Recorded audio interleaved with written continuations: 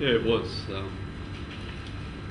Sort of developed into that after a little bit early points and a bit of ball movement, but in the end it developed into a grind and we got the points, so it's good. What pleases you most out of it? Oh, I think obviously the defensive effort again. When it got to the second half where we had to get down and win the game, we did that. We were a touch away from getting a couple of more tries, but in the end we got 4 and they got 1, and it was a good solid win. You're going to be reluctant to move Jared Beale out of fullback and Josh's fit? He's doing a great job there. I thought last week he was good, but tonight, he probably went a little bit better again. Where does that lead? I mean, is he pushing to maintain a spot, or is that Josh? I think Coffey's had the runs on the board for a year or so now, so Jared's doing a great job there. We're not sure whether Hoffey's going to be right next week yet anyway. He's taking a bit longer time, but he's done a great job for us there at fullback. You must be happy with that back line moving blokes all over the place, Phil Ross, Jack Griffin, Yeah, well, we just, we put Tio out there tonight and Jack Reed, because that's a real strength of theirs, McDougal and Uada, and we put them out there defensively first, to try and look after that, but as it was, Jack's come up with a couple of tries for us there as well, so at the moment everyone that's getting a job to do is doing it, so it's good. Anthony, Jared spent some time at hooker as well, didn't he? Was that when Mackie came off for a bit? So from fullback to hooker, not so many better players are going to do that, can they? No, he's got that versatility, and he's done that role for us before. Last year against the Melbourne Storm in Melbourne, and there was another game, I just can't quite remember it, but he played a couple of games at hooker for us last year and played quite well, so Corey just stood there at fullback for us for 10 or 15 minutes, and Jared played hooker, and that gave us a chance to rest McCulloch. How'd you rate the blokes who were having their first run in the NRL this year through the World? I thought they all did a good job.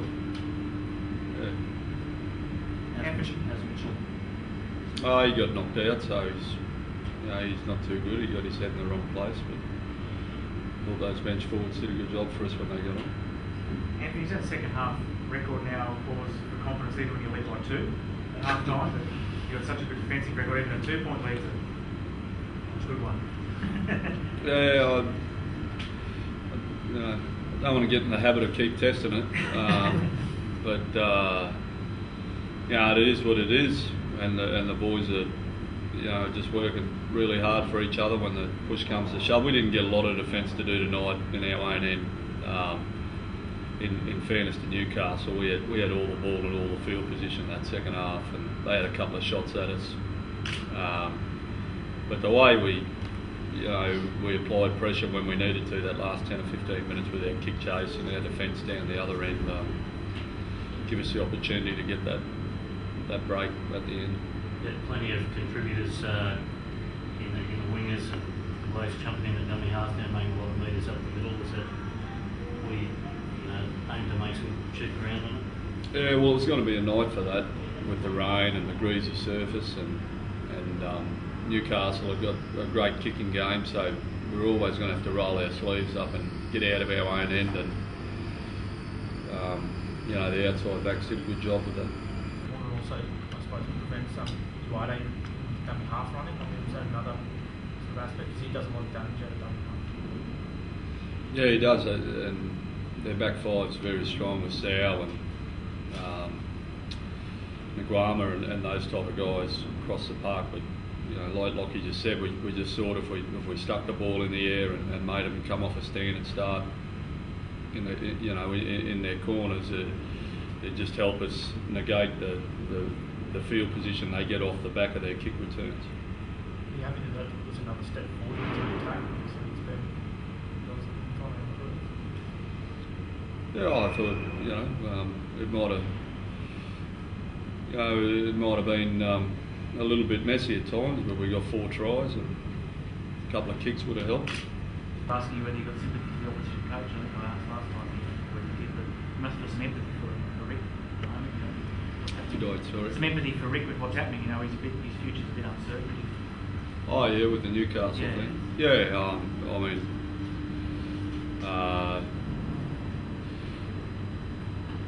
I keep saying, well, for me it wasn't I know it sounds like a big deal, but it wasn't a big deal, and the club was great, and I knew exactly where I was going up until last Friday, and Rick's probably in the same situation.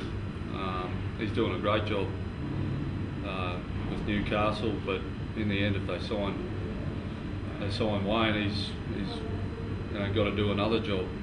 But you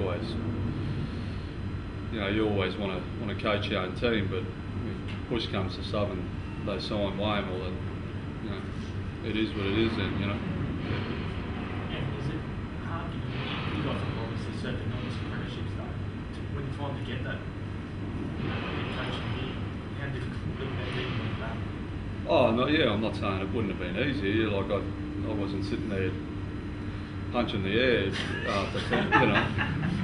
But I'm just being realistic. Like if Wayne Bennett's on the market, and if particularly our club with the history he had, if the club wanted to sign him, well, they had every right to, and I had to play my part in that.